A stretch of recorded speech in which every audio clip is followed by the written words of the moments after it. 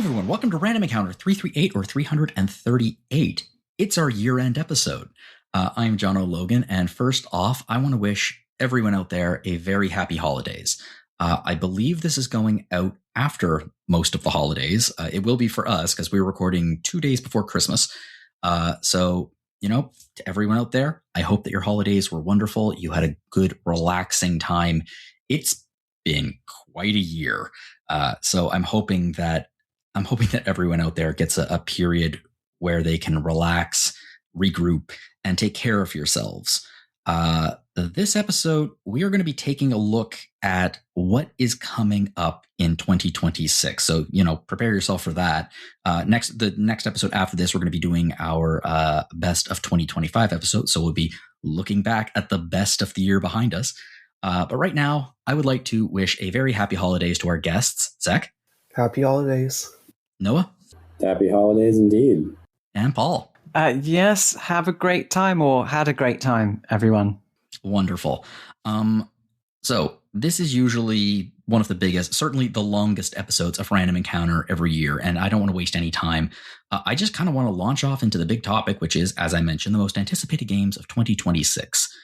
This also happens to be RPGFan's biggest feature every year, and if it isn't out already on the site, it will be soon. We're going to be following that feature as our guide today. Obviously, there may be a few games that we miss, but on the whole, I think the feature has pulled together a really great cross-section of games that we can look forward to. So, again, we're not going to waste time. We're going to jump straight into it. So, most anticipated games of 2026. We're going to start off with The Adventures of Elliot Millennium Tales. So this was announced a few months ago, and the reaction to it when we first saw it was, oh, it's a new Octopath Traveler game. And then we were like, oh, wait a second, no, it's not. This is an action RPG. And then we immediately got a reveal of I believe we got an immediate reveal of an actual Octopath Traveler game. But this is developed by Team Asano, and it is a HD 2D action RPG. I guess most people's reaction to this is that, oh, okay, so this would be their answer to like The Legend of Zelda, but like that doesn't quite. I was thinking like Secret of Mana. Yeah, that's what I'm thinking too. Co-op, It's co-op, and more importantly, it's Square. Yeah, I was really excited by the co-op, and my children immediately start fighting over who's going to be player 2. Yeah, I'm not giving up player 1, obviously. So. Of course. No, you're the person in the driver's seat. But like all HD 2D games, it looks real pretty. And I guess the question is, how are they going to be able to translate that style over to a real-time action-based combat system? Based on the trailer, I have no doubt they're going to be able to do it. Yeah, I'm curious as well, like whether they're going to choose,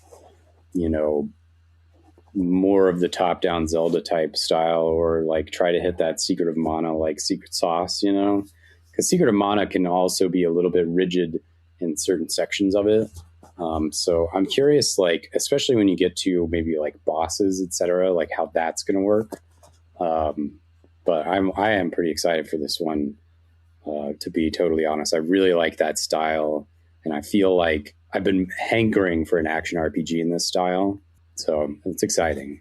There is a demo available of it, and I've not played it yet. I downloaded it and I played a little bit, but I think it kind of harks to what Noah's saying there about how it being a little bit of a strange mix. And I don't have huge amounts of experience with the HD 2D style games. So this seems like it might be an unusual entry point. I think immediately with booting it up, you feel that there's all these kind of disparate elements going on. And there's a little bit maybe of a gateway to entrance for me anyway. So I think that's why I wouldn't say I bounced off of it or anything, but it wasn't, it's something I thought, maybe I'll approach this when it's a bit more structured, because I think it's one of those demos that's a bit of a grab bag of items as well, of pieces of the game, sort of almost like a vertical slice in a way. But yeah, I would agree. It still looks obviously very attractive in that Team Asobo way.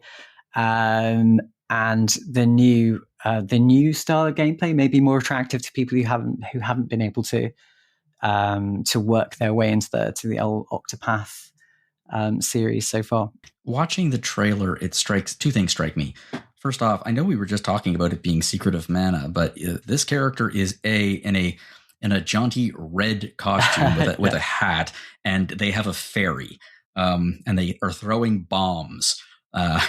Those three things. A fairy called Faye is my wife. And it does look like there is a much more, I guess, puzzle-solvey action dungeon thing. Like there's a scene where there are, I guess, arrows or spikes being thrown towards him in a trap, and he has to like use his fairy to teleport. And there's another one where he's traveling over platforms that are falling. So it does look like there's a little bit more of a, I guess, a platformy style of adventure.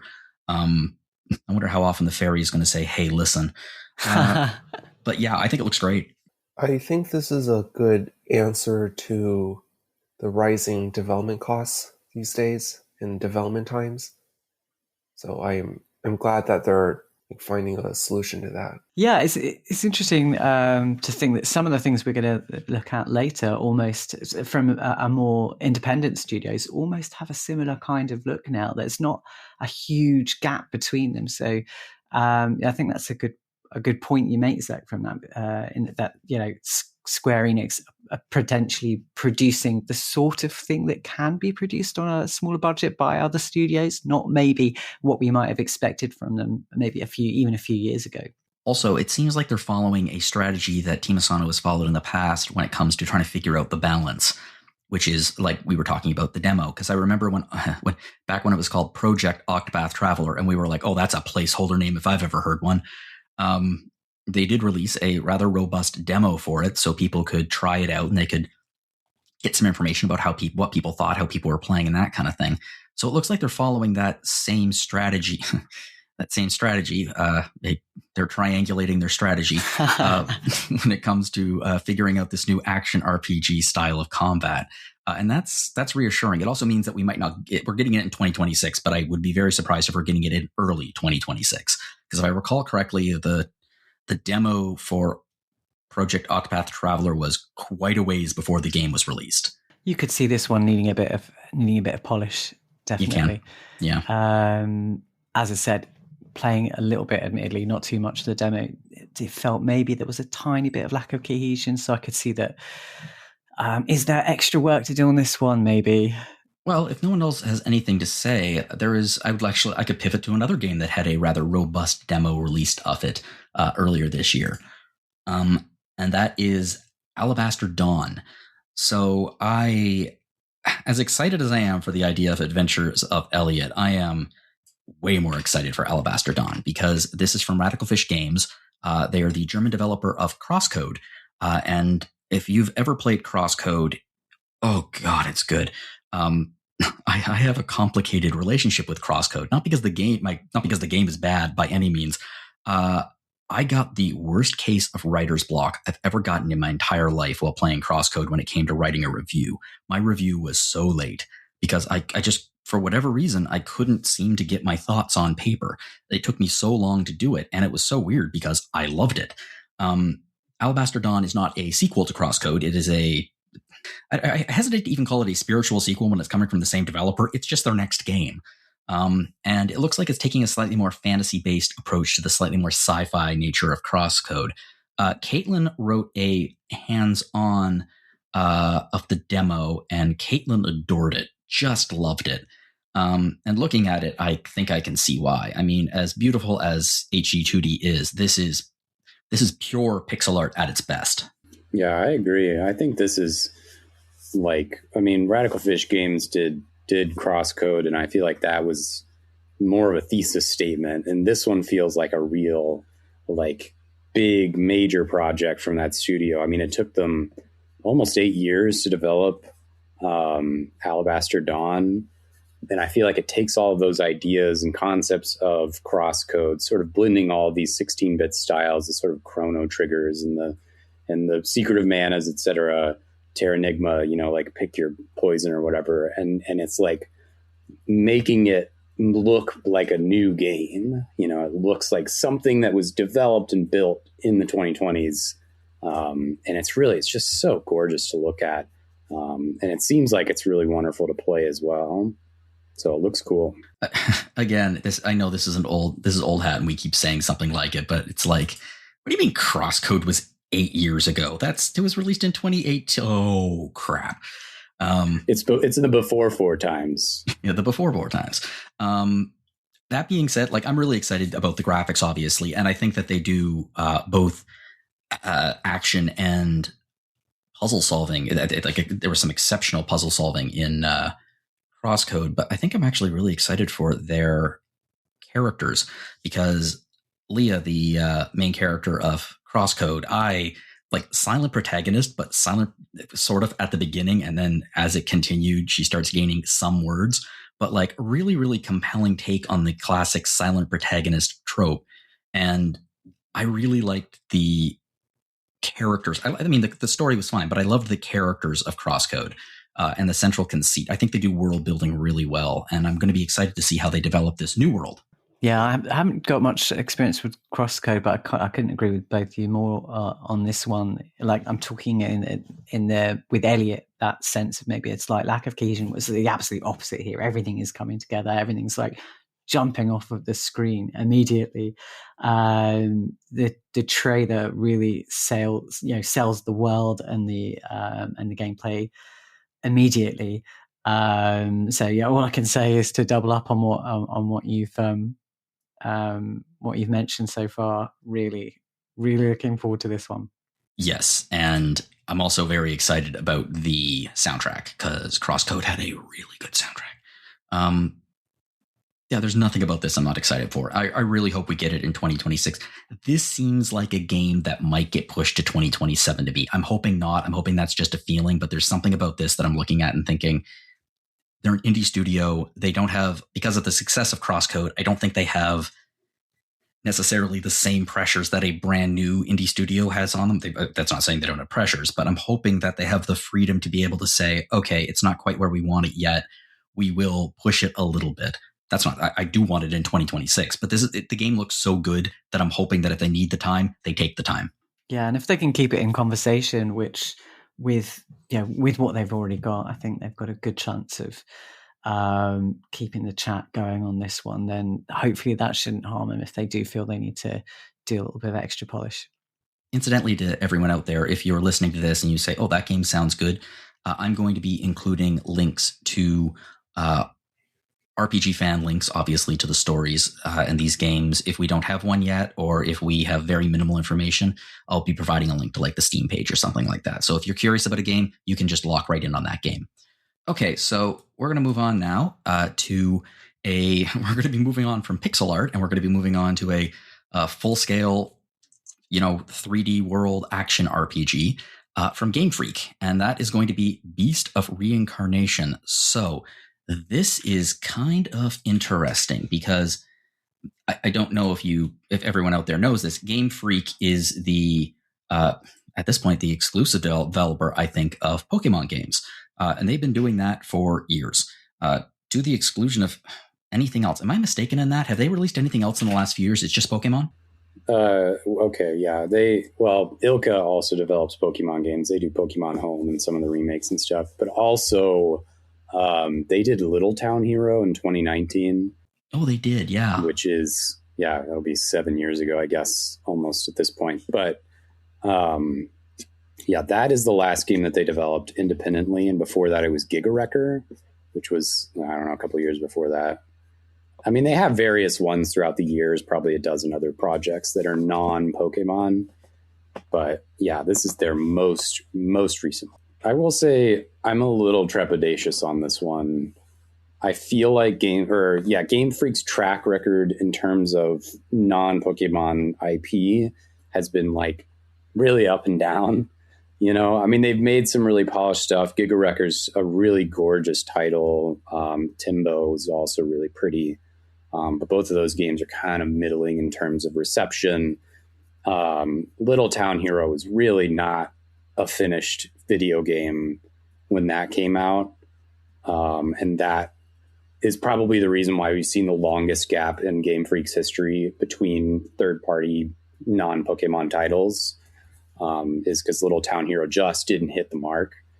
But they did Drill Dozer and, they did Pocket Card Jockey, which was like maybe my favorite non-Nintendo 3DS title. So yeah, I'm like, I don't know how to feel. Like, it looks really cool, looks really interesting. Like, they're doing some stuff with folklore, which is cool. But I'm also like a little burned by Little Town Hero being what it is. So yeah, I don't know. Mixed feelings on this one. I guess one of my biggest takeaways by watching the trailer is it's making me wonder if the somewhat criticized visual style of Pokemon in the last few years has been a choice. There have been a lot of people who've been complaining about how the simplicity of the graphics. And I mean, there's no simplicity in the graphics here. This game looks gorgeous. It looks like a first party Sony title or something, like it's really like high fidelity and good textures and stuff. Have they been stealing from the graphics department, you think, in the Pokemon team? Like, no, that's fine. Come over here. I think for me, the most stunning thing about this trailer is like, they are capable apparently of voice acting, which I don't think was possible. But they're proving me wrong. As I understand, it's set in post-apocalyptic Japan, and it has a real plant vibe to it. There's a lot of like vines and flowers, and this is post-apocalyptic, not so much in the terms of technology, but in terms of the world being post-technology in many cases. I think they just wanted to do something completely different from their usual titles. This is not something you would expect from them, but I think they just wanted, like, the developers were probably just tired of what they're doing. And that's a good thing, actually. I like when, like, if they're tired, sometimes doing something like this can really refocus a person. Yeah, I was shocked to see the Game Freak label when this trailer came up. First, I can't remember which showcase they showed it in, but as you're saying, Jono, it's some kind of beautiful apocalypse. That kind of beautiful apocalypse subgenre seems to be going on here. It's just edging onto the brutality of a Souls-like, but it's not quite of a typical Souls-like, but it's not quite there. It's walking a tightrope, I think. But I'm fascinated to find out what the style of gameplay is going to be. Are they going to be approaching it? I suppose with their history, the Pokemon series, are they going to be looking for accessibility? Is that going to be a watchword for them, or are they looking for a really niche experience, really outside of their usual remit? I'm not sure. This doesn't look like I'm not using this as a insult. This doesn't look like a casual game, if that makes sense. And I think that Pokemon can sometimes get that reputation, even though it's not true. It doesn't look quite as accessible as Pokemon, but that's not necessarily a bad thing because it can bring in a new audience. Yeah, I think we've had a lot of proof, haven't we, that you don't have to be that accessible to be very, very successful nowadays. No, you do not. I like how it's released on everything except Nintendo. That's actually really funny and a really good point. I mean, I think based on what I've seen and read that based on these graphics, the Switch 2 could run it. The Switch 1 could, I guess it could run it. We wouldn't want it to be. But the fact that it is not coming out on Switch, that is genuinely kind of an interesting point, given that Game Freak, because of their focus on Pokemon games, has pretty much exclusively worked with the Nintendo hardware the last few years. Yeah, that would have been an interesting staff meeting, wouldn't it? Yeah. Okay. Let's. I like how the original title of it is Project Bloom. That amuses me. Yeah, it's like a call to their, tree issues. They're like, our trees are blooming this time. Yeah, I don't know. I just really like when people have like code names for things and they name them Project. I very much enjoy it. It's a stupid little thing. I just like that convention. Okay, let's move on now to The Blood of Dawnwalker. I don't know if anyone can tell based on the name, including the word blood and Dawnwalker, but this stars a vampire, or more accurately, a human vampire hybrid. And it's from some ex CD Projekt Red developers. Looking at it, yeah, that makes sense. Action RPG again follows kind of like a vampire-esque storyline. And we've gotten a trailer, we've gotten an overview of it.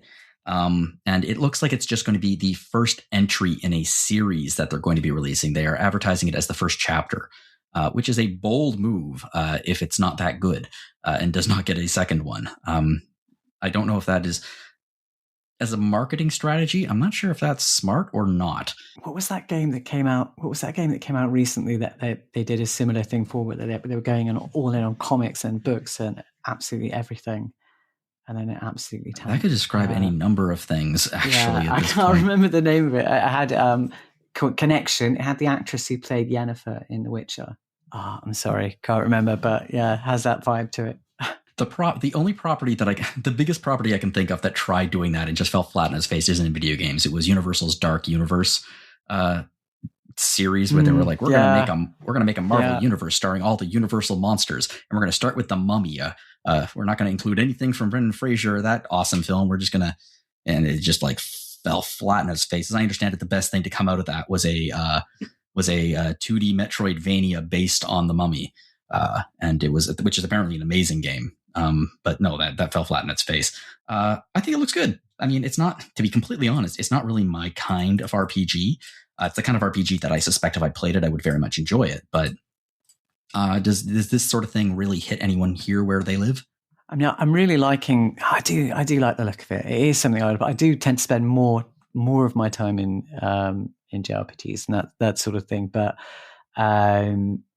it is appealing. I'm slightly worried in that, are they, as you said, ex-developers of CD Projekt Red, are they trying to stay a little too close?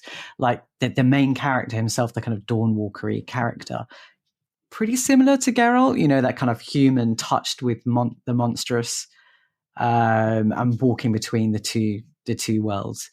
But I mean, it did have a different style, obviously very visceral.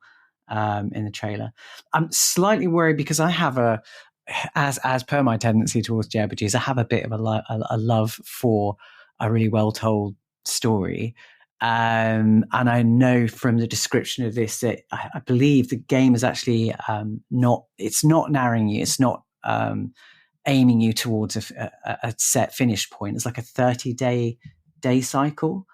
And you can kind of do whatever you want within that time span, and whatever you choose to do, apparently you'll be finding lots of different results from that, and they're focusing more on the gameplay in the middle rather than the culmination. So how that will sit with me, I'm not sure, but at least it is something interesting. I think that's really interesting too. It's like kind of pen and papery, like less straight shot story, like syndicated television storyline, kind of what a lot of games go towards nowadays. It seems a little more improvised in the action RPG genre, and I think that part of it's really interesting. And I suppose at least this time around, there's no restraint from the source material either. Before I was a reviewer, I would say I'd wait for reviews. Now you just want to play it. Yeah, I want to play everything. Yeah, okay. I understand that impulse. I think it looks good. Again, it's not my kind of game, but it's the kind of game that I look at and I'm like, oh yeah, this could be great. This is going to be an easy pivot, actually, because I'm on the Steam page for the next game we're talking about, Code Vein 2. And apparently the unique combat system involves draining and acquiring blood from enemies. And that's vampiric, right? So this is Code Vein 2. It's a sequel to 2019's Code Vein from Bandai Namco Studios. And that was a Souls-like that got a okay reception. We gave it an 84 back then. And this has been developed now for, years. And this is actually coming out next month in about, it's the 22nd today, so it's coming out on January 29th. So it's 5 weeks we got this. And I have to admit, reading the description, I'm a little bit more into it than I was before, because I had no interest in Code Vein. But this is, again, post-apocalyptic world, but there are time travel elements. And boy, oh boy, I sure do love time travel. So you get to meet like characters that in the past, and you uncover lost histories and hidden truths of the world, according to the description. And that just is like, oh yeah, please just give it to me. Also looks great. Again, Souls-like, not my genre, but pretty looking game. I will say Code Vein is probably, like, in my opinion, like one of the easiest Souls-likes. So if you're not into Souls-likes, you can probably pick this up with no issues. I'll put that down on my list then. Yeah. Yeah, I definitely reflected that for sure in the Souls feature, the primer for Souls that Dom and I just did on the site. That, you know, if you're more into story, you're more into the sort of like tropes of, you know, like an anime storytelling style, like Code Vein really hits that good without it having the hardness, the necessary challenge. Maybe Neo or something else that's in the Souls genre that's not from Software. Fantastic feature, by the way. I'd recommend everyone go and read that immediately after they finish listening to this, obviously. I will put a link in the description for everyone. I feel attacked by Steam right now because it specifically says, is this game relevant to you? This game doesn't look like anything else you've played in the past. And I'm like, okay, Steam, judge me for not playing Souls-like. Fine, if you need to. Yeah, I think it looks pretty cool. No, I was just going to say I really like the extremely over-the-top operatic style of storytelling that was evident in the trailer. I don't know, Zach, is that prevalent in the first one as well, or? No, the first one, in my opinion, did not have a great story, but I know they're focusing more on the story in this one. Right, and I will say a time travel story could be really good or really bad, so we'll see. I agree with that. Time travel done poorly can absolutely be a mess of a story. But if they nail it, I mean, there are very good time travel RPGs out there. There are indeed. There are indications as well that they're working it into the actual gameplay, isn't there? So I'm very interested to see how they're going to be doing that. Are you going to be switching on the fly, or is it going to be preset kind of, at set points it will shift between the two? Well, interested to find out. I'm also wondering whether the motorcycle is going to be different in the time switches too. Mm-hmm. Because every good game nowadays has to have a motorcycle. Actually, some bad games have it too. No, yeah. That was not a hit on Metroid 4, by the way. I have not played it. It's very pointed, yeah. Yeah. That was not. I've heard very good things, and I've heard mixed things about Prime 4, which probably means it's quite good. All right, let's move on now to something that is completely unlike the last few games that we've talked about, and that is Coffee Talk Tokyo. So this is the third installment in the series that famously takes place in Seattle, a coffee mecca in the United States, and it's taking it to Tokyo, which also has as I understand it, very robust coffee culture. And it is set in an alternate reality where fantasy creatures and supernatural creatures live side by side with humans in a modern day society and take part in it. They're not like on the outskirts. They are literally, this is a society, they work and live in it. And your job in the coffee shop is to make them drinks and listen to their stories. And this is a beloved game for several reasons. I know that Mike and Hillary adore this game and its sequel. One of them being incredible lo-fi music and just a soundscape. It's a very chill game. And I think that moving it to a different locale is a smart way to move it forward. And it looks really good. I really like it. I mean, this game the Coffee Talk does pixel art really, really well. And the pixel art is exceptional in this. Yeah, I mean, I think it's probably mentioned on the program before, but on the podcast before, sorry, but I think this series in particular reminds, I'm sure, not just me, of the little indie success story that was Travis Baldry's Legends and Lattes and its sequels, which is much more fantastical, or solely fantastical. You mean much more? Had that same. So, sorry, no, it's worth it. But it has the same, kind of cozy feel, settled down, and yet still managing to hit emotional moments. And it can't just be fuzziness. It has to have a little bit there. And from looking at the trailer, you're already starting to see these different characters coming out, and you're starting to see as well that they've mixed it. I think they're kind of mixing a bit more of like a SFy cyberpunky kind of element to it as well this time around. So you're getting a mix, that whole Shadowrun kind of feel. There's an old reference for you, but that whole Shadowrun-y kind of feel to it, which I find very appealing. I think this is going to be a great whatever it is, 7 to 8 hours. Whatever. But I think the interesting thing, I suppose, too, is that if I'm right, and the original creator of Coffee Talk unfortunately passed away. Mm-hmm. So I think this is going to be, I guess, a new team. I think it's the same team, but I think it's their first game working without them. Right, I think. Right. And I mean, they passed away before Hibiscus and Butterfly was released. Oh, yes, you're right. Yeah. So unless I'm mistaken, I think that they continued to work on it. So it's an experienced team. But you're right. Like, this is the first, I guess, unless there was some very, very early pre-production work, this would have been the first game that they're doing entirely without them, which is very, very sad because that was an incredibly tragic event. But we're going to find out in about 2 months because it's releasing on March 5th. So, and I don't think this is, I have a feeling this one's going to get released right on time. I don't think this is going to get delayed. I just have a feeling about it. Again, I have no background knowledge in this. There are some games you look at and you're like, oh yeah, we're not getting that for a little while. And there's some games you look at and you're like, okay, yeah, we're getting this. It looks pretty ready, doesn't it? It's quite a confident air to the trailer, I think. I think Coffee Talk as a series is a pretty confident series. They know what they're doing. They go out and they do it, and they have gained a considerable fan base, of which I hope to join this year because I have Coffee Talk and I wanted to play it. It's been on my backlog for a few years, and whenever a sequel to a game that's on my backlog comes out, that's usually a pretty good trigger to get me to play the original. So hopefully that's what happens. Same. Hollow Knight this year, I still haven't played Silksong. I haven't either. I haven't played it yet, and I love Hollow Knight.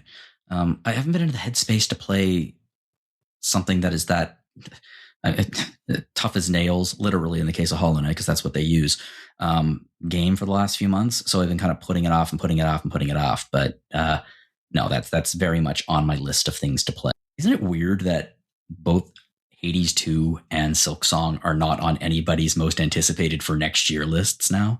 They've been staples for so many years. I had to find a new butt of a joke after Silksong. I don't know what that'll be. I'm sure that somebody will figure that out pretty quick.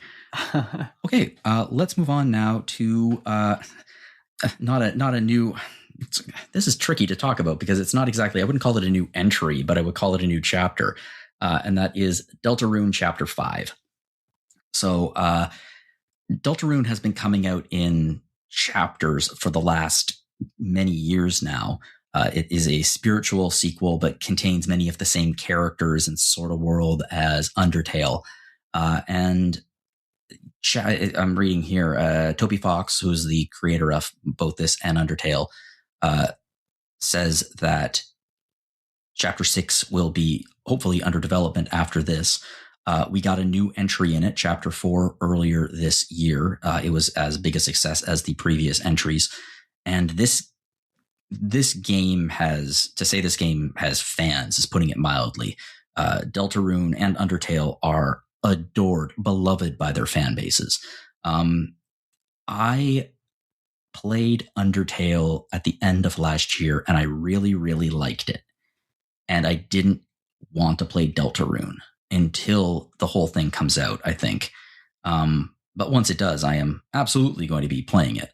But I'm not going to be touching Chapter 5 until it's all out. I'm just weird like that. Certainly the largest source of inspiration for students at the college I TA at. I'm a PhD student at RPI, and the number one by a long shot game that's an inspiration for those students' projects there, and the half a dozen or so classes I've TA'd so far is Deltarune, and they all love talking about that game. And I haven't played the series yet, but I don't know. I'm kind of waiting to see what's the final chapter, and then I want to play the whole thing in one shot. It's my understanding that it's wonderful.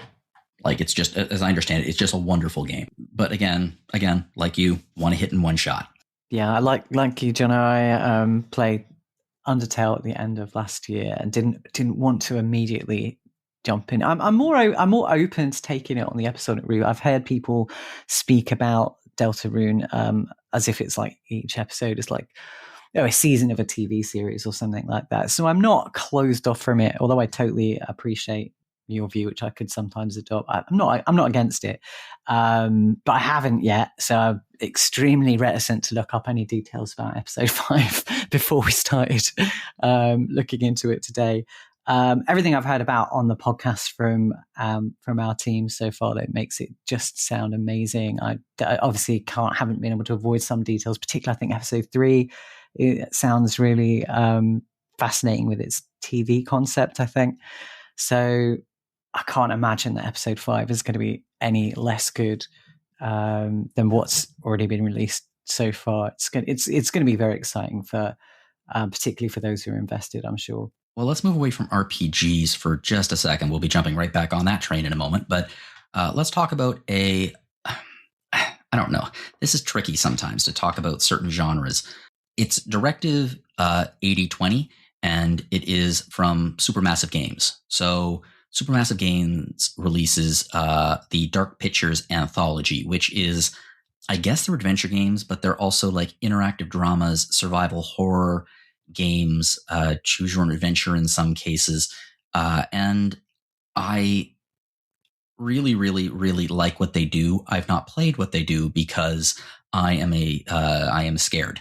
There are some horror games that I very much enjoy playing, but those horror games tend to be games that I have an active input into, because there's something about being actively involved in what's going on and being able to react to it in the moment with your controller that helps me deal with the vibes, so to speak. But I've heard such good things about this series from folks who are who love it on the site. And one of the things that impresses me the most about them is the talent that they can get to be in their game. Sean Ashmore was in Man of Medan, I think. Jesse Buckley was in The Devil in Me. I think Jesse Buckley is amazing. But this game, it's their newest entry. It is sci-fi. It takes place on kind of like I think it takes place in a spaceship. Earth, the description reads, Earth is dying and humanity is running out of time. And that's I'm feeling that. 12 light years from home, Tau Ceti F offers a small sliver of hope, and a colony ship crash lands. So yeah, if you like kind of like this tense, I guess, alien-esque on a spaceship sort of thing, this is a game that I think you really, really will want to play. Yeah, I've dabbled in the dark pictures. I've dabbled in the dark pictures a little bit so far, and I've really enjoyed it. And I enjoy this style of game generally because it's just like it's story mainlined into your eyes, with that added bonus of interactivity that we all love so much and that makes it so special. But this in particular, I am a massive horror fan as well. Although the older I get, the more I sympathise with your position, John, because some things I just can't take anymore. But I am in my general life, I'm a massive horror fan. So these two things coming together, and this particular story as well, which seems to be blending that feel of Alien, the isolation, the ship-based stuff with the Thing. Who can you trust? Which is perfect for this kind of interactive storytelling as well. You can imagine the number of endings and scenarios that might play out here. And coupled with, so you've got that kind of isolation terror, although obviously there's a few people with you, but you've also got that added thing saying, I think the storyline is based around a colony ship, and as you said, the Earth is dying and everything. So you've got that added tension of knowing that your failure is the failure of the entire human race, which I love that kind of plot, and I think it always kind of elevates things just a little bit more. There's more riding on this than just your own survival. So yeah, I'm really looking forward to this one. I hope they do manage to hit the 26 timeline, because I'm really eager to jump in at this point. I think they will. It also stars Lashana Lynch, who is just an exceptional actor. For those who, if you follow Marvel, she played Maria Rambeau in Captain Marvel, The Marvels. She was also Miss Honey in the adaptation of Matilda the Musical in 2022, I think, and she was excellent in it. She was in the last Bond movie, and I think she's wonderful, and I'm betting she's going to be fantastic in this. Yeah, I think that's a really good addition to the cast. I think from everything you were saying earlier, John, about the actors who've appeared in the previous Dark Pictures, they've always managed to secure somebody extremely strong, and it looks like they've done the same thing again this time. Mm-hmm. Really crucial when the actors are basically driving everything here. Well, moving on now from a interactive movie into let's put it this way: the next game is the bread and butter of RPGFan, and that is Dragon Quest VII Reimagined. So, I don't know if anyone out there has actually I'm betting lots of people out there have played Dragon Quest VII, but actually, you want to know what? I bet more people know about Dragon Quest VII than actually played it, because Dragon Quest VII has a rather interesting history. It was released on the PlayStation as a direct competitor to Final Fantasy VII, and that didn't go well at all, at least not in the United States of America, because Dragon Quest VII was very much a 3DS throwback to the original Dragon Quest games and looked nothing like the next-gen stylings of Final Fantasy VII. It also was probably the slowest game in the entire series before or since. The opening is very, very slow. Not necessarily tedious, but real slow, and has a ridiculously massive play length. I think of 100 plus hours, especially for the time. Since then, the game has gotten a full-on remake that was released on the 3DS, which did as I understand it, exceptional job of tightening up the story quite a bit, making it way more accessible to people, and basically fixed a lot of the flaws with the game. And that's one of the reasons why I'm a little bit surprised that a few months ago they announced that they are doing Dragon Quest VII Reimagined. And rather than going the HD 2D route that they have been going with Dragon Quest III or Dragon Quest 1 and 2, they have decided to use a completely different art style. And that is essentially like handcrafted visuals that look almost like claymation to bring Toriyama's character designs to life. And the character designs look exactly like they do in the actual art. The game simply looks utterly incredible. And I guess the controversy of it is they are tightening this thing up considerably. So the central mechanic of Dragon Quest VII is the world's over. It's gone. And there was like a single island in it. And after you leave your island, you kind of go around and there's a time travel mechanic where you go back in time and like save islands in the past. And when you come back, they exist again. They are cutting multiple islands from it. They are really tightening up the opening. So this is not just, it's what it says. It's not just a remake. It's not just a remaster. It's a reimagining of the original. And I think that pretty much everyone here is excited for it. So I will say I've never played the original Dragon Quest. I bought the 3DS version in 2019 on sale for $10. And I've never opened it. And it's skyrocketed in price. So I'm looking forward to this version. I mean, that's not a bad investment. Yeah, I have played the 3DS version over an extremely long period of time, because I'm afraid to say, yeah, it still drags quite intensely. So I'm really looking forward to this from a number of perspectives. From the initially from the new character designs, I think look amazing. There's obviously a lot of work gone into this. I immediately want to buy them and have them in the house and put them in a case. Oh, they're adorable. Also, you're looking at them, you're like, oh, you have toys and models written all over you.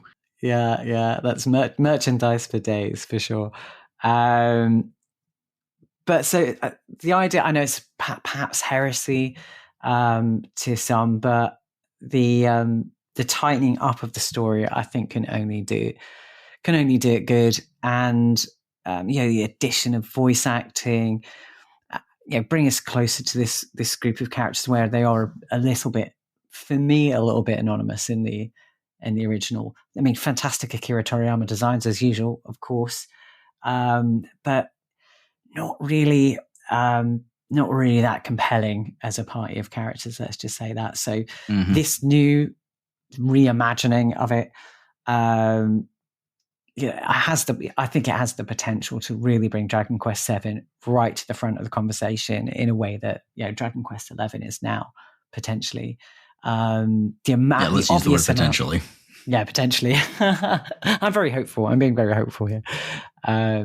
But the obvious amount of work they've put into it, to me, it almost feels you could, if we do nothing about Dragon Quest VII, it almost could be a new mainline entry in the series.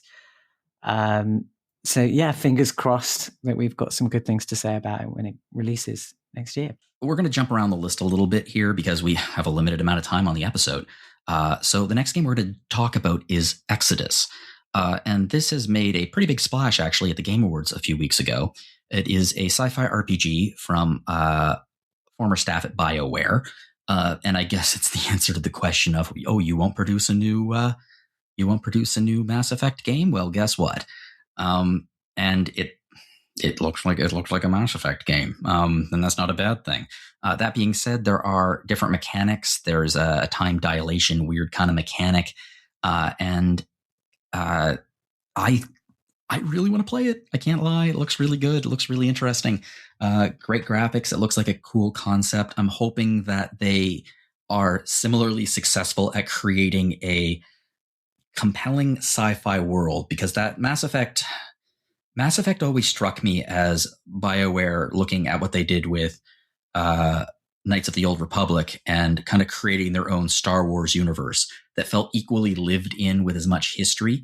But, it was always theirs. And it would be really cool to see them do that again. See another group of people do that again. That being said, we do not know when we are going to see this. Some people are saying 2026. Some people are saying 2027. I would put hard money on 2027 on this one. I think you wouldn't be wrong necessarily, would you? But I'm in a similar camp to you. I'm looking. I would like to play this one. Following on from Mass Effect Andromeda, which I don't think is quite as bad as people have said. Really, I agree. But still, it still didn't quite reach the heights maybe of the main trilogy. So to see the potential for somebody else to step in there and take their shot at it with their former credentials, and maybe do what Ghost of Tsushima did to Assassin's Creed, in the meantime, awaiting the next mainline real Mass Effect title, which who knows when that'll appear, but perhaps it will be too late for them, like it kind of was for the AC gang. Mm-hmm. I agree with you about Andromeda. I like Andromeda. I don't think it is the best Mass Effect game, but I really enjoy it. They really tried something. Yeah. I really hope this is good. God, I hope it's good. I bet it will be. Looks good. And if it's from these devs, I'm betting it has a certain amount of the pedigree and the polish that's going to be put into this thing. I have a lot of hope. I don't even want to talk, folks. I don't even want to talk about this next one. It's Fable. We're not getting Fable in 2026. If we get Fable in 2026, I will eat this coffee mug. It is. I don't even know what we could talk about regarding Fable, because we've gotten these little teases over the years and people are like, oh, it's coming. And we're like, okay, we believe you. But it's a full reboot of the series. And it apparently has a very British style sense of humor, as the whole series does. I think there hasn't been an entry for well over a decade now. I'm hoping that there is an entry in the next decade, but I don't have anything to say about this because I don't think we really have anything to talk about this with. I wonder too if it's Playground Games, I think, is who's doing it, and I also wonder how that studio's splitting its time, because I can't imagine Xbox's game strategy involves a long break of more than a year or two between Forza Horizon games. Mm-hmm. So no, it's going to be I don't know. I don't see 2026 either. Have we already found the new Silksong candidate for never releasing Endless Game? Again, Fable yet again. Yeah, the only problem is everyone wants to play Silksong. I'm not. Look, I have no problem with the Fable series, but it does not have the. I don't want to call the fan base rabid, but people desperately wanted Silksong. I don't know anyone personally who desperately wants Fable. I know people who want to play it, but no one who's like, God, it's just I need it now. Yeah, I think you're right. If we went back 20 years, it might be a different situation, wouldn't it? But now, it's got a bit of a wall. Again, it's been 13 years since the last entry. That length of period, there's a certain period after a game is released where there's anticipation for the next one. And then after that, it just kind of withers on the vine. And I think this is not withered on the vine considerably. Well, a series that we have not had to wait for over a decade for the last entry is Fire Emblem. These have been releasing every couple of years to a quite consistent level of quality and engagement. Fire Emblem was one of those Nintendo franchises that for decades was just like a secondary thought. They made appearances in Smash Brother games, the characters, but no one really knew about them. And then in the last, 10 years, the popularity of the series has just skyrocketed for good reason. They're great games. This one is Fire Emblem Fortune's Weave. It's going to be set in the Three Houses universe, different time period. There's going to be like a gladiator theme. It looks like a Fire Emblem game, but that is not insulting. It looks like a Fire Emblem game, and Fire Emblem games look quite good. As I understand it, there's a little bit of controversy about this, and I have to admit, I don't know what that controversy is really about. I looked into it, and I was confused. I've not heard anything about that. Intriguing. All I will say is that I've not dipped into Fire Emblem yet, but this really accelerated my desire to do so. So, like Three Houses is kind of next on my Nintendo playlist for sure after this, because as you said, it looks fantastic. It's got that real style and just the feel of quality going through it, and yeah, very excited to play this. Does it have a fishing mini game is my question. Oh, it's essential, isn't that's it? Very that's important, a deal breaker. Yeah, that's exactly. Fire Emblem Three Houses fishing mini game is like top tier. Mm-hmm. Honestly, we should probably just rate our excitement on the rest of the games on the list based on whether or not it has a fishing minigame in it. So true. Seriously, I'm 100% believe. Let's be honest. A lot of these are JRPGs, and a lot of them do have fishing minigames in them. I love that idea. Just rate every upcoming video game based on how likely we think it is to have fishing in it, or just entirely just based on the little we've seen of the fishing minigames. Yeah, I love that. We're talking about Yakuza Kiwami 3 later in this, and that had a robust fishing minigame, so we could talk about that later. Yeah, we can vary on variety of fish and a few categories. Moving on to another game that actually I've never really played, the Legend of Heroes games. I know a lot of people have, but I do not know if these have fishing minigames or not. I would not be surprised. They do. They do? Oh, perfect. Okay, then this belongs on this list. We have the Legend of Heroes, Trails Beyond the Horizon. This is going to feature the return of some beloved characters. It's going to have characters throughout the entire Legends of Heroes Trails lineup, and I'm a little bit embarrassed that I have the entire series on my Steam wish list, and I don't have a single one of them in my library. And to be honest, I'm a little bit scared what is going to happen when they do get into my Steam library, because one of two things: one, I will play them all immediately, or two, they will sit there forever gathering dust. What is the relationship of this game with the Trails in the Sky remake that just came out? Like, is this like mini Trails games ahead, or is this many? Yeah. Oh no.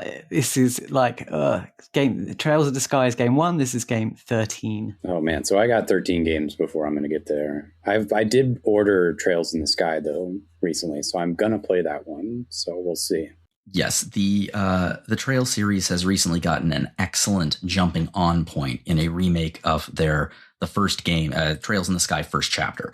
So if anyone wants to get into the series, it was released in September, check out Trails of the Sky First Chapter, because it's an extraordinarily good jumping on point. The 13th game in the series might not be necessarily the best jumping on point, but for people who do love the series, this I think is something they are really looking forward to. So I'm fully caught up, just so I could contribute to the previews for this series, and I hope this game is better than the last one. Are you talking about First Chapter or the 12th entry? I'm talking about the 12th entry, Daybreak 2. Okay. Now I feel bad. I've been playing it for ages, and I've still I have bought them all, but I think I've only just finished game 7. It's taken me forever. So it's a long series. It's very long, and it's some very long games. And yeah, so to say I'm looking forward to Trails Beyond the Horizon, anticipating it. Yeah, anticipating it for me personally. In what year? I don't know. But yeah, I'm sure those who are caught up are hopefully in for something, as you said, better than Zach experienced recently. I will say with this release, we're finally caught up with the Japanese releases, so that's good news. It's amazing, isn't it? Yeah. Well, that's exciting because this thing has been languishing in the dust of the Japanese releases for many, many, many years. So the fact that they finally caught up, that's great news for American and Western fans of the series. Well, actually, it's interesting. The last entry in this series, first chapter, was released in September, and a month after that, we were supposed to get a new series from a beloved dev that has nothing to do with RPGs, and that is Yacht Club Games, who created the Shovel Knight series. And I adore the Shovel Knight series. I think that Shovel Knight is amazing. But they announced a few years ago that they were doing a top-down retro adventure that is very much inspired by like a cross of Link's Awakening and Castlevania called Mina the Hollower, about a mouse inventor. And it looks so good. It looks amazing. Unlike Shovel Knight, which was aping on a NES 8-bit graphic style, this very much features a graphic style that harkens back to the Game Boy Color. And if anyone has fond memories of that series, I think you know why this game looks amazing. However, it was supposed to be released in October, and Yacht Club Games released a statement that said that they were in the final hours of development and they were going to be delaying it indefinitely. Interesting statement. If any other dev had released that statement, I would be concerned. However, Yacht Club Games has released, when I say they released Shovel Knight, I mean they have released Shovel Knight and technically 4 sequels to Shovel Knight, featuring different protagonists to the point where the games play completely different.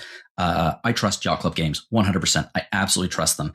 If they say they want some extra time to polish this, I'm cool with it. Take as much time as you want, guys. I'm going to be delighted to play this when you do eventually release it. But just saying, it didn't. It was supposed to release in October, and it didn't. Yeah, and totally fine with me. This may be my most anticipated on this list. Because it's just so beautiful. Like, it really hits me in the feels. Link's Awakening's got to be one of my 3 favorite games of all time. I just did the Zelda primer, so I have played almost all of the Zelda games recently. And I'm just hungry for this game. I'm so excited for Mina the Hollower. I mean, Shovel Knight is like a true testament to like what a sequel to a side scroller that could have featured on like an early Super Nintendo life cycle. Mina the Hollower is going to hit that, like, what if we just kept going in this Link to the Past, Link's Awakening style, you know, past the Oracle's games and into nowadays. And it just looks beautiful. I'm so excited. Like, I mean, I reviewed the Link's Awakening remake, and I really, really enjoyed it. But you want to know what? A little bit after I played the Link's Awakening remake, I found my partner's Game Boy Color, and it had a copy of Link's Awakening DX in it. And I started it up just to play it, and I'm like, oh, this is better. Yeah, unfortunately it is. I felt the same way when I reviewed both of those on my blog like 5 years ago. It feels bigger. I think it's because you know, it has the classic Link scrolling screen. When you move on to the next screen, it scrolls to the next screen, whereas the Switch version is just like an open world. And it turns out it's not that big an open world when you're just continuously scrolling with the screen. If it's missing that screen transition, it kind of loses a sense of scale in a weird way. It also loses like a couple of the moments in the game, like, because you can tell where some of the puzzles connect to each other in the remake. Like the very beginning of it, when you have to get the brew from the witch or whatever, trade the, I don't know, mushroom or something in order to get past the like dancing Tanuki guy. Yeah, that part, you can just see the whole thing, like how it connects and everything. And it's different in the, you know, Link's Awakening and Link's Awakening Deluxe. Now, I was just going to say that trading a mushroom to get past the dancing Tanuki guy feels like I've eaten some bad cheese or something at that point. It's okay. Well, skipping around the list a little bit, we're going to talk about a sequel that is coming out in this year. It's Nioh 3. So obviously a sequel in the Nioh series. And Zach, I know that you are super excited about this. Yeah, so unlike, I guess, Code Vein, Neo is very much like a Souls-like for Souls fans. I think the combat is more fast-paced, and like your stamina and like blocks and parries are more important in Neo. And it's like historically it's been like a mission-based system, but when I played the alpha, there's like an open world component here, so it'll be interesting to see how that ties into the game. Yeah, it's a samurai take on Souls, right? Yeah, and I'm sure Paul will love this game. Yeah, it's a day one for me. I know you have a complicated relationship with Souls-likes. Yeah. My take on this is, well, I can just, my Steam page just bring up, is this game relevant to you again? So you can tell exactly how relevant this game is to me. That being said, super excited for you, Zach, and for all Souls fans, because the Neo series has been extremely popular for a very good reason. So it's really cool that it's coming out. Yeah, last year had a lot of Souls-likes, but I think this year might like even beat last year. It's a super popular genre for a reason. Okay, well, jumping around the list again for a second, we have a turn-based RPG. We've actually not talked about a bunch of turn-based RPGs on this list. Wow, has Dragon Quest VII been the only one we talked about? Maybe. So, people of note, this is a turn-based musical RPG. The various characters represent different musical genres, and obviously, as you'd expect from a musical RPG, there is a lot of timed attacks and things like that in it. Very much a musical themed world, like rhythm-based attacks, that sort of thing. It is a very interesting looking game. Based on the animation that I'm seeing here in the trailer, it is pulling from, like, I guess the graphic style it looks very. I'd say like Fortnite Festival, maybe. Fortnite Festival. I was gonna say Sony animation-esque. Yeah, I see that too. Yeah, it's being published by Annapurna, and it's being released next year, apparently. But again, this could get pushed easily. I just like it. I like the idea of more music being incorporated into RPGs, as we've learned last year. Rhythm-based and like timing-based mechanics put into turn-based RPGs really do fix arguably one of the biggest problems with turn-based RPGs, which is you just do menu selection and that's it. It's kind of, but like with this, you actually need to be actively involved in it. So I think it's an interesting conceit. Who knows if it'll be good or not, but I have hope it will. Yeah, I was reading a little bit about the historical JRPGs, particularly some that didn't come to the UK. I can't remember the name of the title, but there was one from, I think that it's the 80s or 90s, where it starred idol singers and turn-based again, but their attacks weren't really attacks. They were, they would just persuade people or cause them to do things. And looking at this, I wondered if they were going to do that route, but then I saw in the trailer, no, they're doing them damage. So this music and instrumentation are definitely weaponry. How they build that into the story is going to be really interesting. And like you say, that the music went down.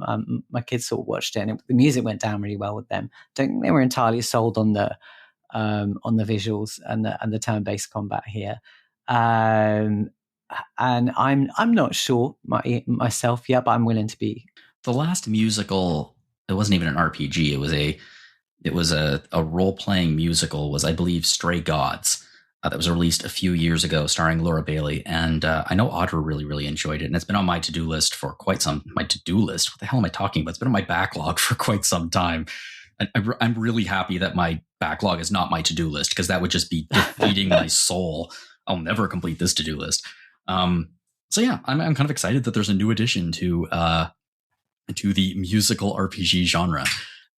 The next game that we're talking about is Pedal Runner, and a few minutes ago we were talking about Mina the Hollower, which was very much pulling from the Game Boy Color aesthetic, and Pedal Runner is pulling from pretty much the same time period. It is very much a Game Boy Color style visual.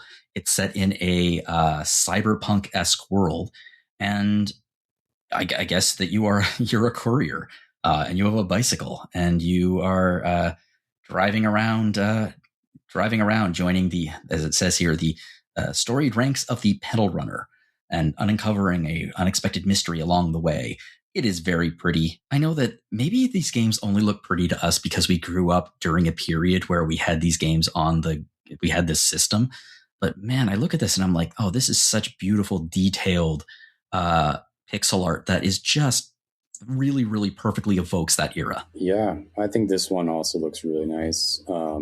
It's got that kind of monochromatic thing going for it with, highlighting like single colors in most of its, sections of the game.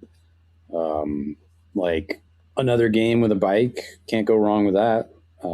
But it's also got like inspirations from Creature Collectors and other action games of that era. I mean, it has a Tamagotchi thing in it, right? Oh yeah. And I mean, it's really blending all these different elements of that culture and time really nicely, which is, I think, the success that Hollow Knight had. And I think that will also be the thing that Mina the Hollower does really well. But I'm excited for this one. This one's going to probably be a day one. We'll see when it comes out next year, if it does come out next year. Hopefully it does. It looks like it's complete almost. Yeah, I'm excited for this. I know it's been under development for the last few years. So hopefully we get it. No, I was just going to say, like you're saying with the Tamagotchi collector stuff and everything like that, you get the feeling this might be a bit more relaxed than Mina the Hollower. I think they're talking about slice of life. So maybe an alternative for people who want the same style, but maybe not quite as frenetic as Mina looked. Well, I guess, wow, things tie together really quite nicely because we're talking about the Game Boy Color and the Game Boy games. And, well, that was the foundation of the two games that we're going to be talking about next, which are Pokemon games. So there are 2 Pokemon games coming out next year. Who knows, maybe another one that hasn't been announced yet. And they are Pokemon Champions and Pokemon Pokopia? And I think that's right. Yeah, Pokopia. I'm assuming it's a twist on Utopia. Yeah, so Pokopia. And they are very, very different Pokemon games. The first one, Pokemon Champions, you can probably guess what it is. It's a Pokemon battling game. It features online multiplayer, training. It's a competitive Pokemon game. And if you are into that sort of thing, I expect that you're pretty excited about this. Yeah, that Pokemon Champions is like kind of, I think, the ask from the VGC community for the last 10 years, since Sword and Shield. Sword and Shield really focused a lot on competitive Pokemon scene. And it had like ladders and it had seasons. And I mean, people still play it for that. But just the integration with home, as soon as that came out on Switch, there was like, I don't know, an implication in the air that we would get this eventually. We would get something that's just about the battles, where we can do the gimmicks from across the series. Thankfully, we've seen the return of Mega Evolutions from Legends EA. And, because we're getting all of those items as the rewards for the seasons for Legends EA, it gives me a high hope that, like, maybe there will be modes, Mega Mode, and what was Sword and Shield's gimmick was... I can't think of it. But anyway, like we'll get the like eras of Pokemon as a competitive game with integration with home. And then, we can silo that part of Pokemon off of the main series, which to me is the most exciting part of it. Yeah. And I believe, according to what I'm reading here, it's going to be the official platform of the Pokemon World Games Championships in 2026. So they are transitioning to this game. Yeah. They've got to be testing that publicly probably right around now. Oh, yeah, because that would blow up in their faces if it turned out to not be good. Yeah, for sure. Yeah. I mean, Ilka's done a pretty solid job in terms of polish in the other games that they've developed for the Pokemon Company. So I have high confidence that they can hit that mark, but we'll see. And for something completely different, we have Pokemon Pokepedia. Pokepedia, what am I talking about? We have Pokemon Pokepedia. Wow, I'm having real trouble. It's Bulbapedia. I know, despite the fact that I said Utopia, Pokopia, Pokopia. It's a really hard word to say for some reason. It's something completely different. And I've read some rumors about this game that it is going to be a post-apocalyptic Pokemon game, post-humans. And the idea is that you are a Ditto and you have transformed yourself into looking like a human. And you build a town for everyone to live in. So we're playing, it looks like a farm sim. but just starring Pokemon. And I can think of several people who want this exact game. Me. Yeah. I wonder, are people Pokemon? That's the first question I have. So like a post-people world, like, is that still, I don't know. Is it the same thing? Like, what happened to the people? Did they get in a spaceship? Who knows? I mean, we're going back to the name Utopia, Pokopia. Like, that would seem to indicate that it is a utopia for Pokemon. Presumably a world without battling is a utopia for Pokemon. I thought it was getting a bit dark for me. There are people Pokemon. I thought all the Pokemon slamming people in balls and things like that. Yeah. As everything there was a Dorkly video about that exact thing, actually, I believe. About Ditto taking over humanity. But it looks really cool. I think that it's really neat that they're trying something very different with it. And honestly, pivoting into the farm genre is not a bad idea at all. 100%. I would agree with all of that, but I think that Ditto human does look a bit cursed. It really does. And I think that's part of the point. There's like multiple of them in parts of the trailer. So I'm like, is it massively multiplayer or something? I don't know. Online co-op or yeah. I wouldn't be surprised if they were pulling in some of that as well. It doesn't list it in the description, though. Oh, wait, no. You can even invite visitors who don't have the game. So, yeah, you can invite people. Oh. So, Animal Crossing style, I'm guessing? It makes complete sense to me. Well, let's move on to... Okay, this is the game on the list. For years, there have been... Grand Blue Fantasy, for like literal years, was the joke entry on the most anticipated list.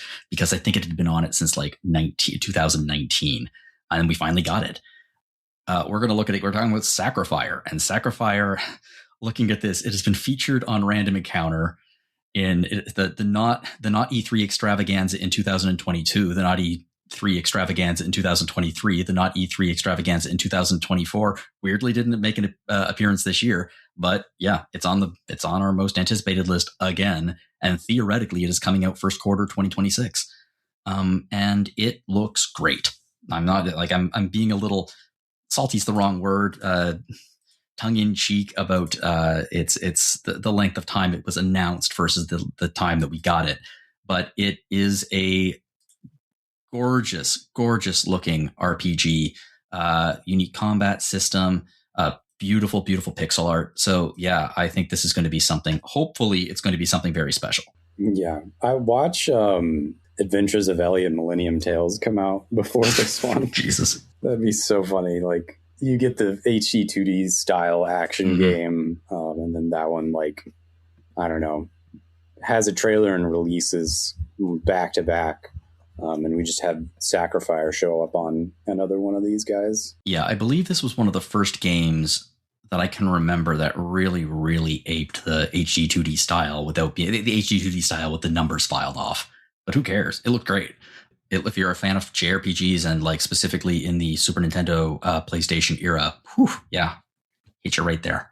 Yeah, and that time bending combat when you move and then time moves forward when they do that. It looks like it's going to be some fascinating chances to string things together, like almost like slow moving bullet hell at some points. It seemed like. So yeah.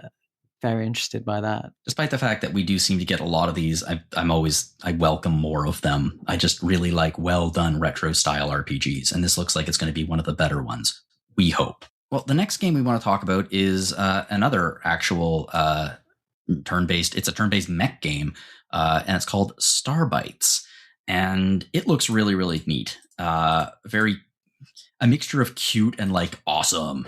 But it's coming out next year, apparently, and I think it looks neat. I think it looks good. Yeah, this was not on my radar at all until we got invited recently to do a hands-off preview for it.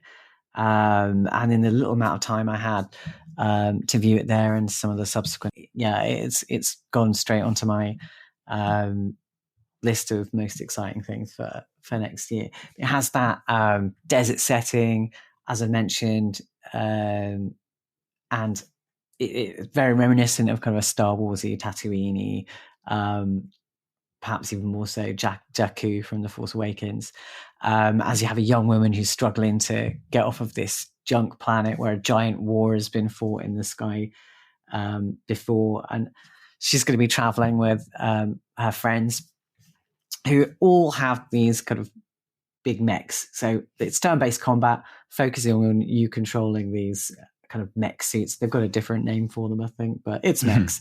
Mechs with the numbers filed off. Yeah, basically. And yeah, the style, obviously it's an anime styling to it, but it's very bright and vibrant, kind of sort of counteracting the kind of implied darkness of the setting. It's got that concept within it as well of digging yourself into debt. You know, if you get rescued by an ambulance or something, you have an accident, they pile this, they charge your medical care straight. I suppose this is a bit too close to home as well, perhaps for people across the pond as well. But they charge that, they put those costs straight onto you, so you're just forever trapped. I love that concept, and I think the potential to kind of balance the light and the dark and have an interesting story, which they promise is going to expand further as you get potentially as you manage to get off planet, maybe.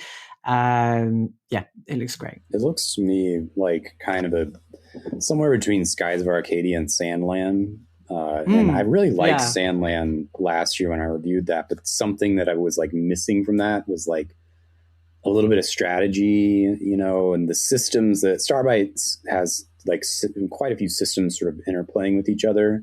And Sandland did as well, but I really almost wished that Sandland was a turn-based game when I was playing that. So I feel like this one's scratching an itch for me big time there. Yeah, it's a really good call. I've slightly bounced off Sandland a bit, maybe because of exactly the sort of things you're mentioning there. So yeah, absolutely, this could fill that spot. All right, well, the next game we're going to be talking about is Tales of Berseria Remaster. So the Tales of games have been getting remasters for the last couple of years, some of the older titles that have released on PS2 and PS3, and this is the latest one. It's coming in February 26, 2026. The Tales of series is another one of those. Tales and Trails are the two that I have a real blind spot for. I played Fantasia, obviously, for Super Nintendo, and then I played some of Destiny 1 for PlayStation, and then immediately just dropped off, and I've never been able to get back on.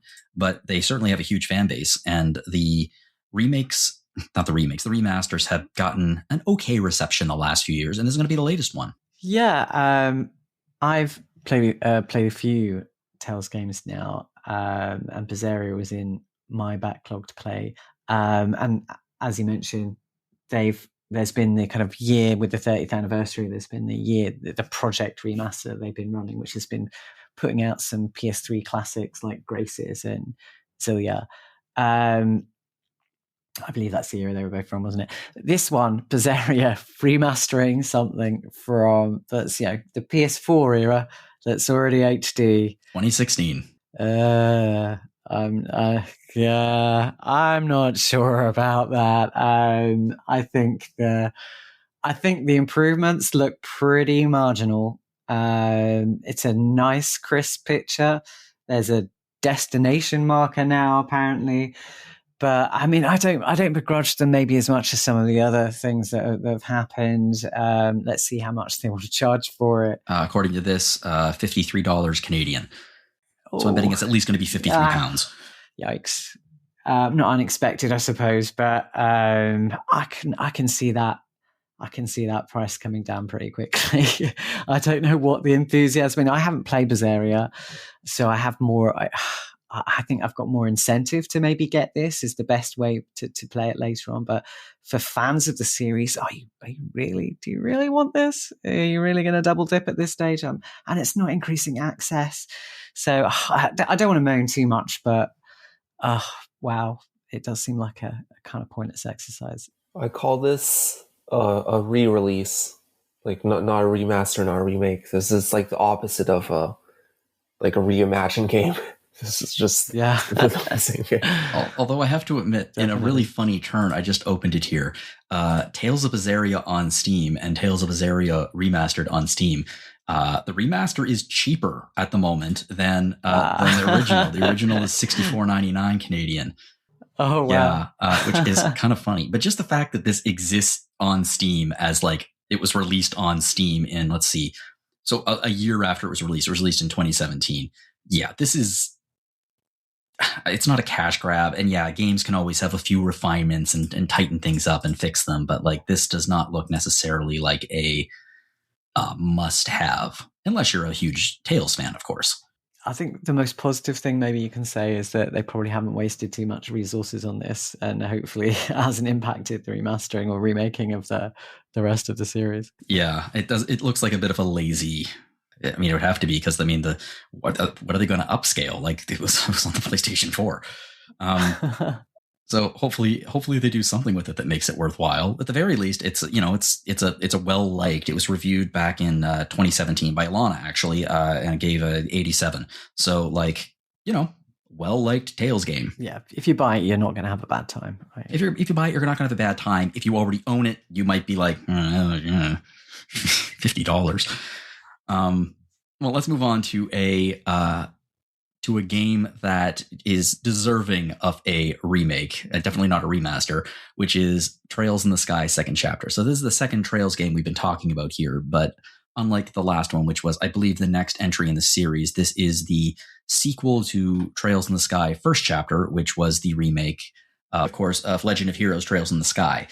This is a remake of Trails in the Sky SC. And yeah, again, like, I guess it's not technically the best jumping on point for the Trails series, because that would be Trails in the Sky First Chapter. But if you've played the first chapter and you want the early experience, then this is definitely what you want to go to next. I mean, yeah, I'm hugely excited for this. Obviously picked up First Chapter when it came out earlier in the year, and what they did to it was absolutely astounding. From this little studio who has 60 odd employees, to be putting out what they do and to have created something that seems to, in some quarters, have been a little bit sadly overlooked, although I think it's done okay for itself. Managing to translate the story, keeping everything that made the original so special, also adding to it in so many different ways, making it accessible to people who like action, who like turn-based. Amazing. And now I kind of did predict it. I thought it would happen, but getting Second Chapter the year after, perfect strategy for them. Just hammer you straight into the second half, which after the massive cliffhanger that the first game ends on, is really is essential to keep that momentum going. And having played the original of the second game, I know there's so many huge moments throughout this game that to see those realized in this new 3D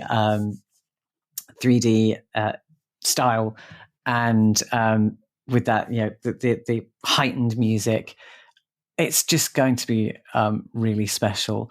Some people, I know, love the second more than the first. I kind of hold them in almost equal regard in different ways, but it's undeniable that the drama really ratchets up here.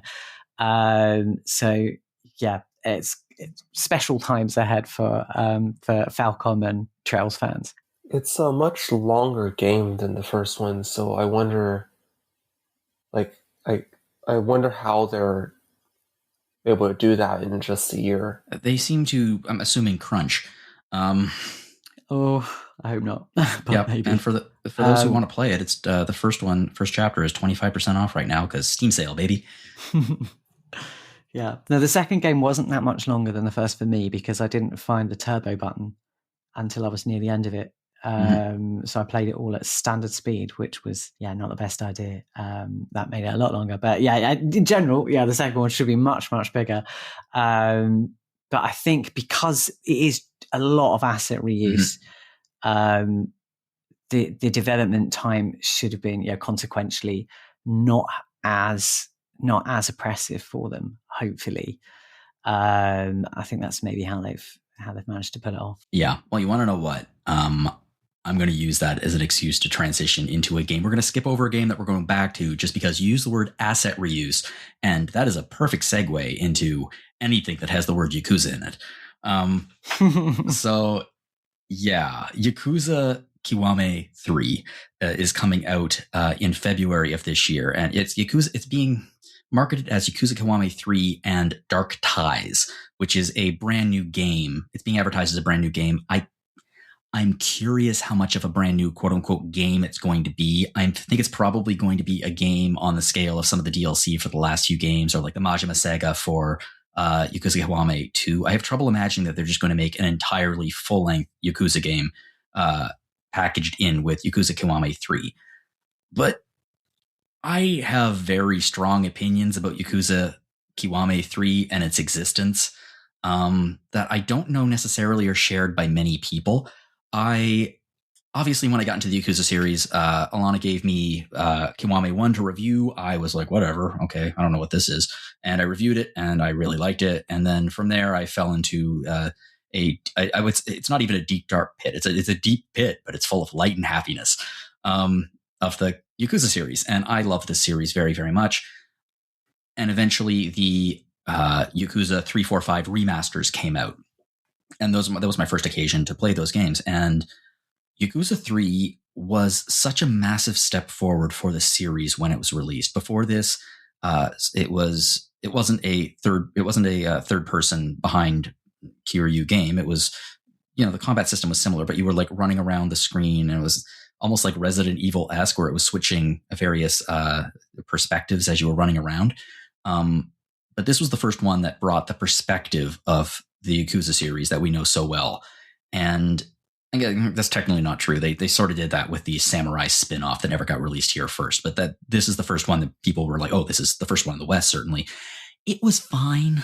People are saying that the combat is really dated and some of the mechanics are really dated, and it's sort of a slog to get through. And I remember playing the whole thing and thinking, yeah, it's not as polished as the Kiwami games, obviously, and certainly not as polished as like Kiwami 2, but it's fine.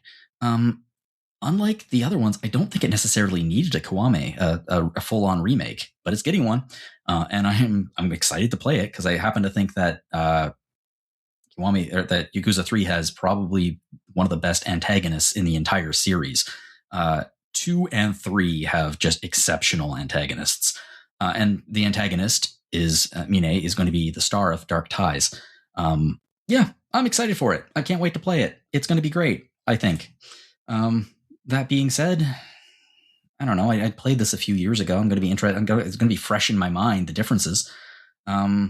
They've recast some of the characters using actors as the Yakuza series does, so that's going to be a little bit strange to get used to. But I'm hoping it's going to be great. I really, really hope it's going to be great. And I hope that we don't get too many more remakes, because Yakuza 4 Kiwami is obviously the next step, because 4 used the exact same engine as 3. But like once you get to Yakuza 5, you're using the same engine that Yakuza 0 had, and it's perfectly playable. 5 is my favorite game in the series. Like in my mind, there's no reason to remake it. You've already remastered it. So we'll see what we get. But yeah, I'm excited for this, but also with a little bit of, I don't know if we need it. Yeah, I definitely felt that, as I'd literally just finished playing 3.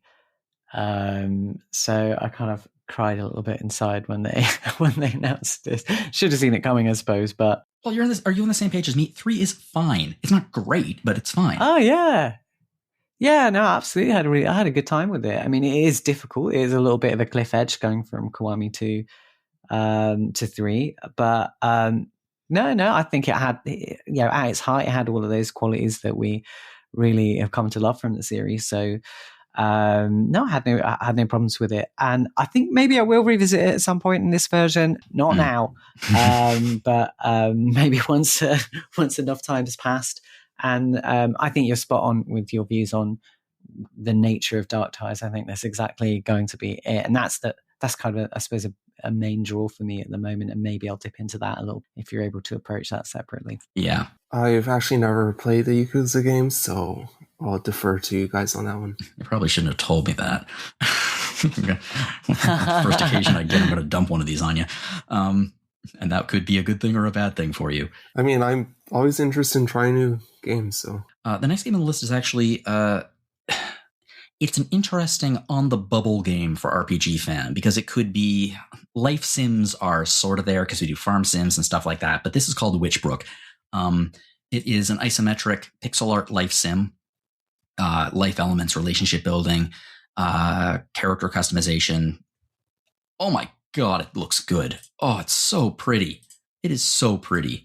I don't even know. I know very, very little about this game aside from what I've read, and it just looks beautiful. If you like pixel art, of course. Yeah, I don't play a ton of this type of game, but I would agree with you on the attraction of the graphics. And so I found myself whilst watching some of the material on it, sort of getting drawn into it as you see the characters going in and out of buildings, delivering things, picking things up, having little like circle meets and things like that. It started to make me think, oh, maybe I could gel with this a little bit.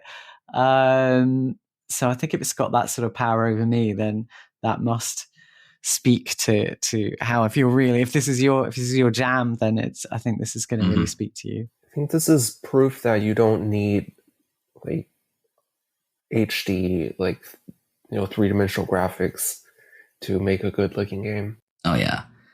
I mean, pixel art by itself as an art style has evolved so significantly in the last 10 years, to the point where it's gotten beyond its, I guess, pixelated origin, and now it's literally just a style of graphics. And oh my god, the detail in this is just gorgeous, just beautifully detailed pixel art. I have no idea how it's going to play. I really hope it's going to play well. Chucklefish is the developer of it, and Chucklefish has been, I think they're certainly a publisher of some of my favorite games over the last few years, but specifically Wargroove and Wargroove 2.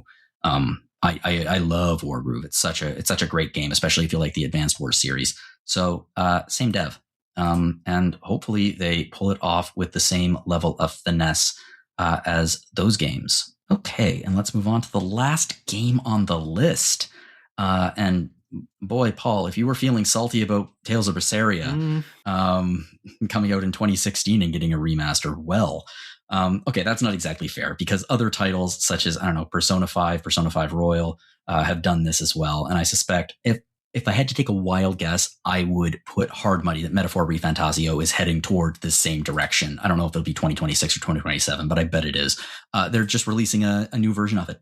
So it is Ys 10, or Ys X, I'm assuming it's 10, proud Nordics, as opposed to just Nordics.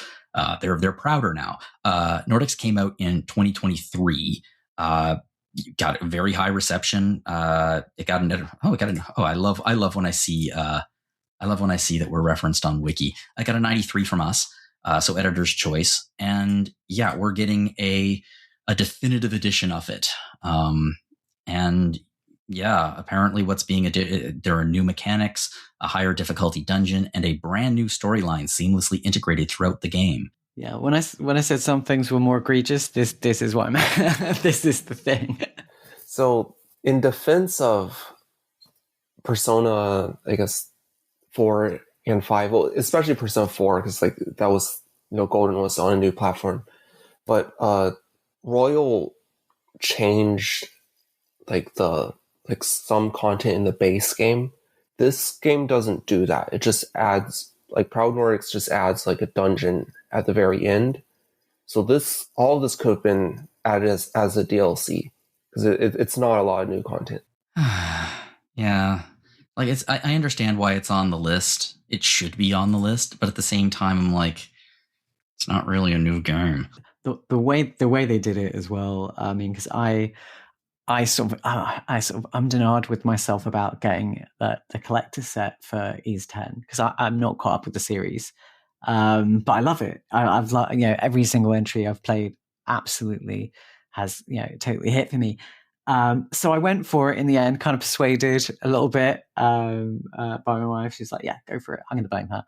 And then 1 month later, and I know this is to do with the relative development, the gaps, as we were talking about earlier, between the Western releases and the Japanese release. But 1 month later, they announced Ys Proud Nordics.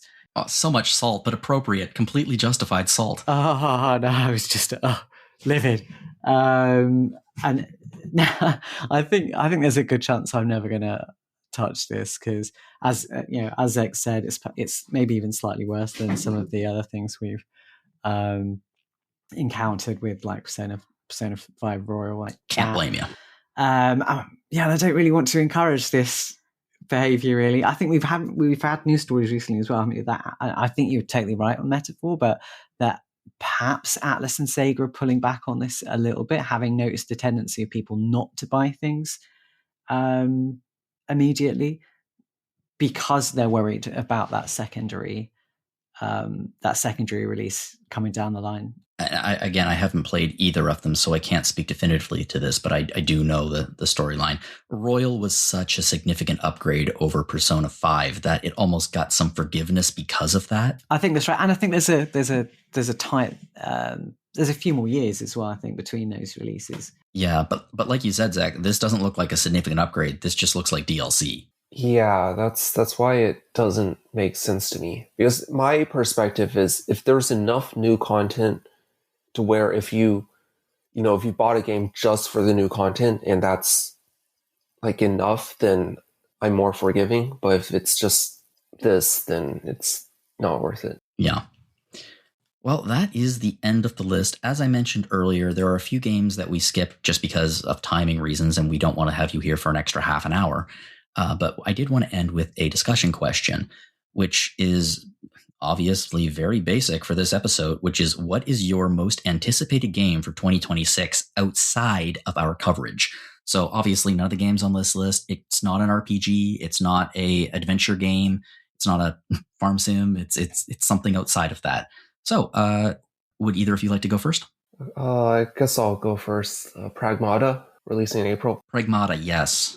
It looks interesting. It might, I don't know if it will be or not, but it's been on my radar. Pragmata is an interesting title because of the way it's been announced and marketed since I think it was actually, was it announced like, my memory of this is very fuzzy at the time, but I think it was announced immediately in the Naughty 3 2020, the first Naughty 3 that there ever was. And I recall, I remember seeing some speculation that people were like, oh, this is going to be a Mega Man reboot, to which Capcom just greeted that speculation with so much annoyance. Yeah, and I recall in the second or the most recent trailer when they gave it a rough release window, that it came up saying on the little poster note saying "we're sorry" or something. I thought that was great. Yeah. It's real. Yeah. We're sorry. And Noah, what about you? What is your most anticipated game for 2026 outside of our coverage? No, there's a bunch of them, but I did pick one, and it's Solar Punk. Is a game that I think is going to come out in 2026. It has a demo on Steam. The demo is a lot of fun. It's a survival sort of crafting kind of game. In the vein of like Pal World, I don't know, Planet Crafter. That was one of my favorite games last year, Planet Crafter. And it is in the solar punk style, so it's got a lot of light. It plays a lot with light, even in the caves and darker areas of the game. You've got plants that you grow, and you've got an airship that you use to get between these like floating islands. And you use solar power to power everything. But it just looks so gorgeous and like such a unique idea. And I'm just such a sucker for survival games. So I'm really excited for Solar Punk. Yeah, and it has such a different aesthetic than most survival games too. Like this thing looks, Solar Punk, it's bright. It reminds me of like the Blue Sky era of Sega. Like the Skies of Arcadia era, a Sonic Adventure. It's just, yeah. No, it's multiplayer. There's farming. It's first person, which is an interesting take on this kind of genre because most of them are, above. No, I think it looks great. And Paul, how about you? Yeah, I'm going to be naughty and throw in a couple of honorable mentions real quickly. Just go ahead.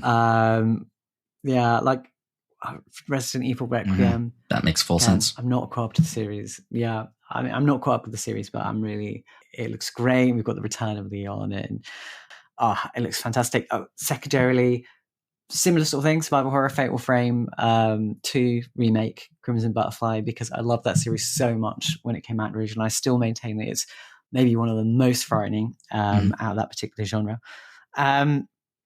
But I'm going to have to go with Tomb Raider Legacy of Atlantis. Sorry, because when I was first getting really into gaming, PS1 era, Tomb Raider, no matter how cripplingly difficult I found it and obtuse sometimes, it just had that atmosphere. And and sort of magical, mystical feeling to it. And no matter how much I love the most recent Survivor series, maybe it's gone a little bit lost. And hopefully with this new entry, we can recapture some of that. And it looks great so far. What we've seen, I mean, mostly it's CG trailer, but there's still a chance that this is going to be a title to look out for. Yeah, I looked at it. I've never really gotten into this series. I played it on PlayStation when I was a kid, and it never tremendously grabbed me. To be honest, I'm just absolutely thrilled with the internet discourse about this. Hasn't me. What do you mean she doesn't have pointy boobs? Bullshit. Because that's the internet. I think it looks really good. Yeah, and I'm definitely not a subscriber of the kind of some of the more tiresome discussions about how the most recent incarnation of Tomb Raider and whether that was negative or positive. I actually love those as well. I just think a chance to revisit the roots with a bit more of a gung ho Lara. Yeah, I can definitely get down with that. Yeah, it makes complete sense to me. My most anticipated that's not within our coverage is really unexpected for me. It's Lego Batman Legacy of the Dark Knight. And I think it might disappoint me. I'm really hoping it doesn't, because when they announced it and they showed, stuff, and they showed it in the recent Game Awards, it looks like a Lego Arkham game. It looks like a Arkham Asylum game. With a different tone, obviously. It's pulling from all aspects of Batman's history, including the Arkham series, obviously. But boy, oh boy, I could go for a new Arkham game. And Rocksteady doesn't want to give us a new Arkham game, apparently. And with the sale of Warner Brothers in the very near future, who knows if we will ever get another Arkham game. But yeah, I'm hopeful that this is going to be good. And I mean, other games in terms of superhero, I'm a big fan of the of Insomniac Spider-Man games. So I'm really looking forward to seeing what they do with Wolverine. Not the least of which is I always love to play a game set in Canada. I think part of this is set in Canada. If they set it in Alaska, I'm going to be pissed. And I'll tell you the one that I'm really excited. I'm cheating because I'm hosting. The one that I'm actually really excited about, which actually technically isn't our coverage, is Scott Pilgrim EX. I guess it's the sequel to Scott Pilgrim versus the World, the game, the beat 'em up that was out, well over a decade ago now. Amanda and I beat it last night, the original, and we enjoyed it very, very much. I'm a huge Scott Pilgrim fan, so I'm really excited to have a new piece of Scott Pilgrim media. I thought Scott Pilgrim Takes Off, the animated series, was terrific, and I think it looks really good. And it is sort of in our coverage because a lot of beat 'em up games have recently been incorporating RPG mechanics and things like that, and it just looks great. I'll tell you what I'm not looking forward to. I'm not looking forward to whatever the online discourse is when GTA 6 comes out. It's going to be poisonous. Yeah, it could go either way, really. I mean, whether or not it's brilliant, if it's not the best game ever, some people are going to say it's the best game ever, and other people are going to oppose it. And even if it is the best game ever, some people are going to say, no, it's crap. It's just, for me, that much anticipation, and specifically the fan base behind the Grand Theft Auto series, it is a recipe for some toxic discourse on the internet, and I am not looking forward to that. That being said, I'm kind of looking forward to the game because I think I like Grand Theft Auto 5. I think it's a great game. I wonder if it will be pushed back again. Is that a possibility as well? Is it definitely going to come next year? We'll see. Yeah, we'll see. We will see. Well, another thing you look forward to in 2026 is more stuff in our store. So we have our store at www.rpgfan.com/shop. And we're going to be adding some new stuff in 2026, so stay tuned for that. I think it's actually, by the time you listen to this, it's going to be the 29th, so it's going to be a little bit late for Christmas presents. But if you're looking for a belated Christmas present, lots of things there. Another way you can support us is to check out our past episodes of Random Encounter. Last week, the last episode was all about the Game Awards 2025. There were some big winners. Okay, there was one big winner. There were a massive number of game announcements, a lot of which were really, really interesting. All in all, I thought it was a pretty good show, actually. Another podcast that we have here at RPG Fan is Retro Encounter. And last week we got a brand new spin on our year-end best stuff episode. And it was 1995 year in review, which is really, really a cool idea. And if you were born in let's say a certain decade, you will remember firsthand just how monumental 1995 was for so many beloved RPG series. So check that out if you want a dose of year-end retro nostalgia. I should also mention that because of this, our year-end in review episode, as I said, is going to be in Random Encounter this year and going forward. So you can expect that 2 weeks from now. And then last week's Rhythm Encounter was sort of a fun Christmassy episode. Oh boy, I don't think they like me very much. Okay, so it is Jola Bukaflud. Jola Bukaflud. It is Icelandic for Christmas book flood, which if you look at the word, you're like Jola, okay, UL, book, B-O-K, book, flood, F-L-O-O-I-D. Okay, that I can make sense of that. Anyway, the episode is all about music that can work as like perfect background music while you're reading a book, maybe in front of a nice fire while you eat a Sephiroth-shaped Christmas cookie. If you'd like to get in contact with us here, you can fire us off a message at podcast@rpgfan.com. Absolutely would love to hear from you. If you have any ideas for future episodes, discussion questions, that sort of thing in the new year, would love to hear them. If you'd like to send me an email, you can do so at my email, jlogan@rpgfan.com. You can also find me at jonologan.bluesky.social. I'm not the only person on here with a social media presence. Zach, where can we find you online? You can just find me on the website in the staff page. You can read my reviews. Cool. And Paul? Yeah, I'm intimately on Blue Sky, and you can also find me in the RPG Fan Discord under the name Lord Spiral.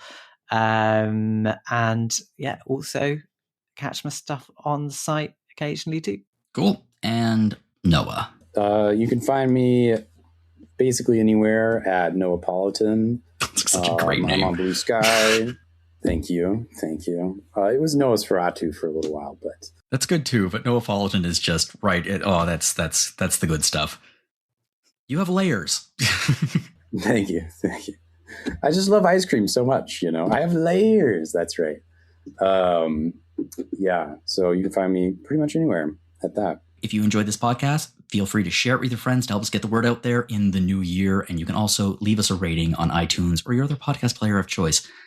Folks, thank you so much for joining me. I know we're recording this going into the holiday season, and that's a very, very busy time. And I can't tell you how much I appreciate you coming on for this extra long episode. Thanks for having me. No, it's been great to be here. Yeah, anytime. And to everyone out there listening, I hope you have an absolutely wonderful holiday season. And whatever you're playing during that holiday season, have fun.